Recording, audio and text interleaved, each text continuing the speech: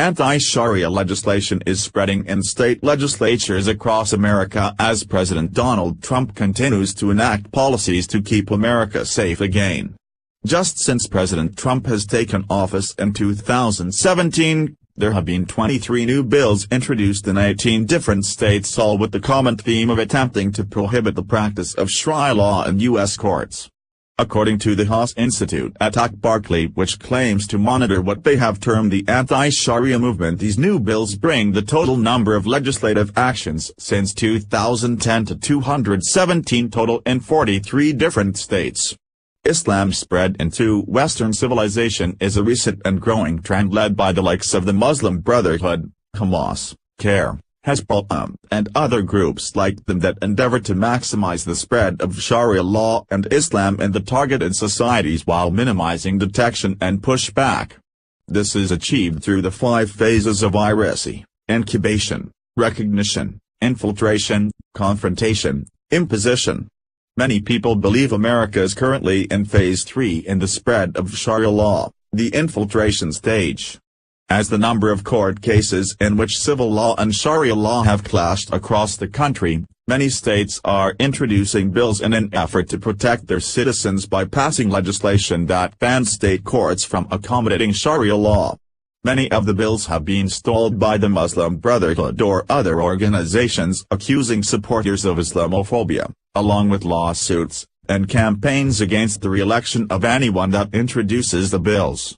Yet other American institutions have allowed Sharia to advance unopposed. In matters such as an increasing number of America's public schools are commemorating Muslim holidays, serving halal food, and holding Islamic prayers towards Mecca. In 2014, Rocky Mountain High School in Fort Collins, Colorado became the first American high school to recite the Pledges of Allegiance in Arabic, replacing One Nation Under God with One Nation Under Allah. Bill Clinton was the first U.S. president to hold a White House Eid al-Fitr dinner at the end of Ramadan, the Muslim month-long, dawn to dusk fast. Eid al-Fitr includes 6 takbars, the raising of hands and shouting, Allah Akbar, to declare that Allah is greater. Every U.S. president since Clinton, including George W. Bush, held this blasphemous dinner for a total of 20 years, 1996 to 2016, until Donald Trump scrapped it in 2017.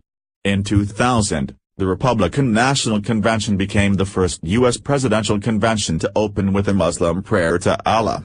In 2007, Quran for the first time was used to swear into office a new U.S. Congressman, Keith Ellison. In 2017, this former spokesman for Nation of Islam became the second highest leader of the Democratic National Committee, DNC. In 2009, a Christian U.S. soldier at Bagram Air Force Base in Afghanistan received Bibles in 2 local languages from his American church as planned. The U.S. Army confiscated those Bibles and instead of at least returning them to his church, burned those Bibles. When Terry Jones, a pastor in Florida, announced his plan to burn a copy of the Quran in 2010, General David Petraeus, the commander of the U.S. military in Afghanistan, publicly objected to his plan, while U.S. Secretary of State Hillary Clinton denounced his plan as disgraceful. In the landmark 2010 pro-Sharia ruling on STV, Jr., Judge Joseph Charles Jr. of New Jersey concluded that the Muslim ex-husband repeatedly had raped his Muslim ex-wife. After testimony from the Muslim man's imam, the judge denied the ex-wife's request for a permanent restraining order against her ex-husband, citing the Muslim man's belief. To attract and manage Muslim wealth, an increasing number of American financial institutions quietly began taking steps to become Sharia compliant. This includes donating a percentage of their annual profits to Islamic groups that are designated by their Sharia compliance advisors, many of whom belong to the Muslim Brotherhood, and funnel funds to jihadi groups. The donations must go to one or more of 8 recipient categories, one of which is jihad, including Hamas and Hezbollah. Some legal experts claim the bills are superfluous, citing the U.S. Constitution as the supreme law of the land where any and all foreign laws are considered subservient to it. Yet, as evidenced by the growing list above, That is clearly not actual practice. Yet others claim the purpose of the bills is simply to spread fear about Muslims living in America and to portray them as untrustworthy, thus subjecting Muslims to surveillance and other forms of exclusion and discrimination.